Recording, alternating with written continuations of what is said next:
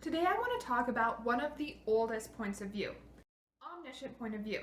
This is also known as the God perspective or the all-knowing point of view. In omniscient point of view, the reader knows everything. They can see inside all of the characters' heads, they can see their thoughts, their feelings, their emotions, and their actions. So the reader is aware of what's happening in the greater world. They're not just following one character. Omniscience along the same continuum as third-person close point of view, so it uses the pronouns he, she, they, his, hers, and theirs. Neil Gaiman uses omniscient point of view in Norse mythology. In the story, Mjolnir's head and Odin's eye, he says, "But when Mjolnir was not with him, Honir seemed unable to come to a decision, and the Vanir soon tired of this. They took their revenge not on Honir, but on Mjolnir. They cut off Mjolnir's head and sent it to Odin. Odin was not angry." I apologize for my rough pronunciation. Those names are difficult for me. As you can see, this is omniscient point of view because the reader knows what both the Vanir and what Odin are thinking. That would not be possible in other points of view. This is Ignited Ink Writing, a channel dedicated to helping writers like you transform your writing so it lingers with readers. Because writing that lingers gets remembered and recommended to others. I'm Caitlin Burvey, editor and writer. I would like to start with the pros of omniscient point of view. One of the biggest pros of omniscient point of view is the author is able to show the reader what lots of characters are thinking, feeling, and doing. They're not limited to one person's perspective. This is particularly useful when you're telling a story that's bigger than any one character. Maybe you're telling the story of an event or a town or a world.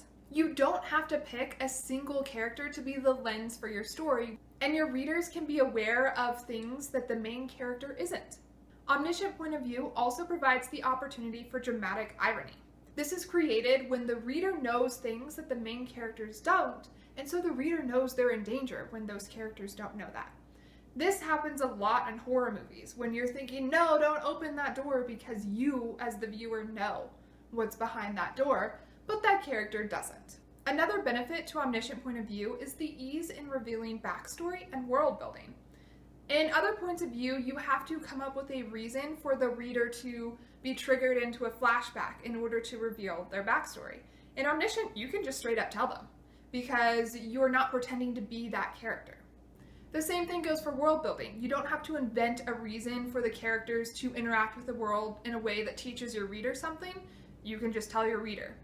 It is better if you use both the flashback and the interaction with the world as well as just straight up telling them an omniscient point of view, because readers don't like to be told things all of the time. They like to be shown. In omniscient, you can zoom out and show what's happening in the whole world, and you can zoom in close. So it really does act like a lens, like a camera. Stephen King uses omniscient frequently in his writing to bring his towns and his settings to life. We see this in his first novel, Carrie, which begins with a newspaper article letting the reader know what the town thinks. This goes, "No one was really surprised when it happened. Not really. Not at the subconscious level where savage things grow. On the surface, all the girls in the shower room were shocked, thrilled, ashamed, or simply glad that the white bitch had taken it in the mouth again. What none of them knew, of course, was that Carrie White was telekinetic." Here, King is showing what the town as a whole and its people thought of rocks falling on Carrie's house when she was a child. At the same time, he's revealing Carrie's special abilities. He would not be able to make the town into a character without the omniscient perspective. Another pro to omniscient is the author gets to use all of the tricks in their bag. What I mean by this is you're not limited to a character's voice. You get to use your own authorial voice. So you can write using all of the techniques and skills you've acquired as a writer. Whereas if you were writing in something like first person, you'd only be able to use the skills and techniques that your character would have. If you are thinking about writing a story that is about an event or world bigger than a single character, omniscient point of view might be the best choice for you. But before you decide, let's talk about the cons of omniscient point of view. The pitfalls of omniscient point of view really come down to distance. Omniscient creates a distance between the reader and the characters and the story itself.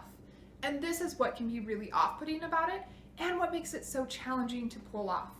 If you are jumping around between too many events and places and inside too many characters' heads, your reader gets confused. They don't know who to root for, they don't know who the main character is, they might not even know who's thinking what and who's where.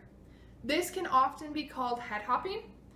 Head hopping is when you jump from one character's thoughts to another character's thoughts in the same scene. Neil Gaiman does this in the story example above. We know what both the Vanir and what Odin are thinking. He pulls this off because he's focused on the same subject, which is Mjolnir's head. He is not jumping around and saying the Vanir thought this about this thing, and Odin thought this about another thing. And that helps keep the reader grounded. If you don't find a way to jump around and still keep the reader grounded and let them know who's thinking what and who's where, they'll become confused. What that means is they're not going to make a decision about the characters. They're not going to decide who they like and who they don't like. Because when people are confused, we just avoid that decision. For reading, that translates to stopping reading. You don't want them to do that, so don't confuse them. So even though you're in omniscient point of view and you can see inside everyone's head, you still need a focal point. You still need to be focused on a specific character or place or something. The flip side of omniscient is you don't show enough of any character. So instead of showing everyone's thoughts and feelings, you're showing no one's. This also, and even more so than going too far the other way, creates distance between your reader and the characters. It can also be hard to know who the main character is. And even more than that, it can be hard to know why the reader should care about the story at all. If they don't care about the characters, they probably don't care about the story. You risk becoming boring when you're not delving into your characters enough. The distance of omniscient that makes it really challenging. You have a balancing act that you're doing when you're writing omniscient point of view. And in order to prevent your readers from stopping reading, you need to work out that balance. I want to leave you with an editor's thoughts on omniscient point of view. Omniscient is the oldest point of view. It was used by Homer, by Shakespeare, by a lot of old famous authors. Omniscient point of view is ingrained in things like folk tales, mythology, and fairy tales.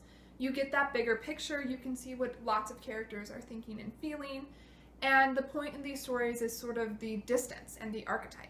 The omniscient point of view is a great way to get that once upon a time feeling, and is often associated with things like oral storytelling. Some modern novels that use omniscient point of view well are Norse Mythology by Neil Gaiman, many of Stephen King's novels like Carrie, The Hobbit by J.R.R. Tolkien, and Ink and Bone by Rachel Caine. Omniscient is rare today because readers don't like the distance, and it is a hard point of view to pull off. It's more common in genres like science fiction and fantasy, even historical fiction, where the story can be just as much about the world as a whole as any one character. It also is common in horror novels where the writer's creating that dramatic irony, that sense of suspense and danger. I personally find omniscient to be the most effective when it's not the only point of view being used. In a couple weeks, I'm going to talk about using multiple points of view, and omniscient can be a great choice for that. If you're writing a story where world building and the world itself is really important, or a specific event or town, omniscient might be the best choice for you. The same goes if you really need your reader to know what's happening in different parts of your world and to different people. Omniscient's a great way to do that because omniscient is all-knowing. And if you really want to let your authorial voice shine and not be constricted to your characters' voices, omniscient can do that as well. It really depends on the specific story that you are trying to tell. What are your thoughts on omniscient point of view? Have you seen it used well recently? Let me know in the comments below. And subscribe to Ignited Ink Writing for more videos like this. Videos dedicated to helping you transform your writing so it lingers with your readers. Because writing that lingers gets remembered and recommended to others. I'm Caitlin Burvey, editor and writer. To find out more about me, go to www.ignitedinkwriting.com. There you will also find a chart comparing the different points of view. And now it's your turn to try out omniscient point of view and see how it can help you ignite your ink.